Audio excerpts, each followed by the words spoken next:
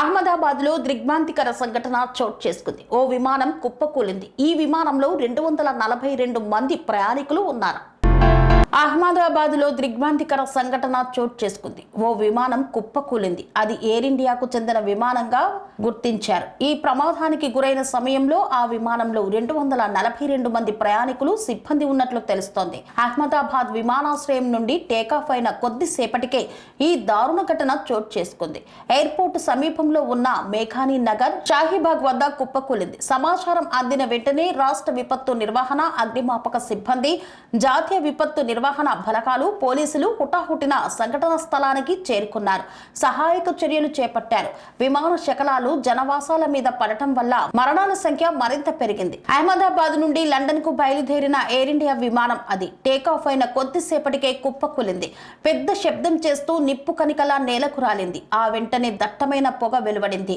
ఘటనా స్థలంలో మంటలు చెలరేగాయి. సంఘటనా స్థలంలో భయానక వాతావరణం నెలకొంది. అగ్నిమాపక వాహనాలు, అంబులెన్సులు, పోలీసు వాహనాల సైరన్ మోతలతో ఆ ప్రాంతమంతా మార్మోగింది. సహాయక చర్యలు అందచేయడానికి సంఘటనా స్థలానికి స్థానికులు పరుగులు తీశారు.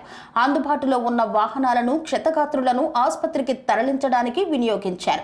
ఈ ఘోర దుర్ఘటన పట్ల ప్రధానమంత్రి నరేంద్ర మోదీ, కేంద్ర హోంశాఖ మంత్రి అమిత్ షా దిగ్భ్రాంతి వ్యక్తం చేశారు.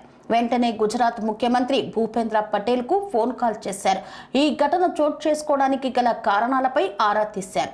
సహాయక చర్యల గురించి అడిగి తెలుసుకున్నారు. క్షతగాత్రులకు మెరుగైన వైద్య సహాయం అందజేయాలని ఆదేశించారు. ఇదే విమానంలో గుజరాత్ మాజీ ముఖ్యమంత్రి విజయ్ రూపానీ ఉన్నట్లు ప్రాథమికంగా అందిన సమాచారాన్ని బట్టి తెలుస్తోంది. ఆయనతో పాటు కొందరు రాజకీయ ప్రముఖులు, విఐపీలు ఉన్నట్లు సమాచారం. వారి పరిస్థితి ఏమిటనేది ఇంకా తెలవాలి.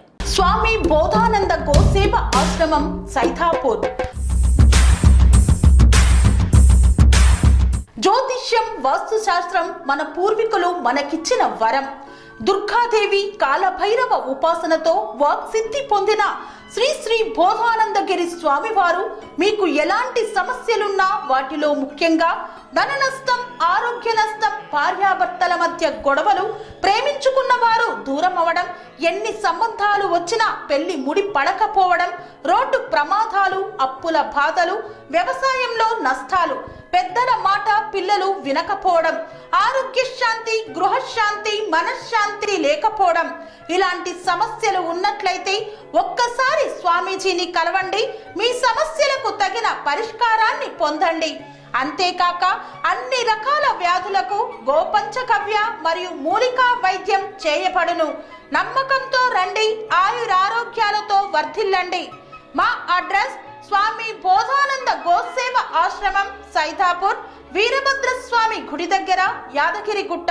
సంప్రదించవలసిన నెంబర్ 9849213754 మరియు 9618034138.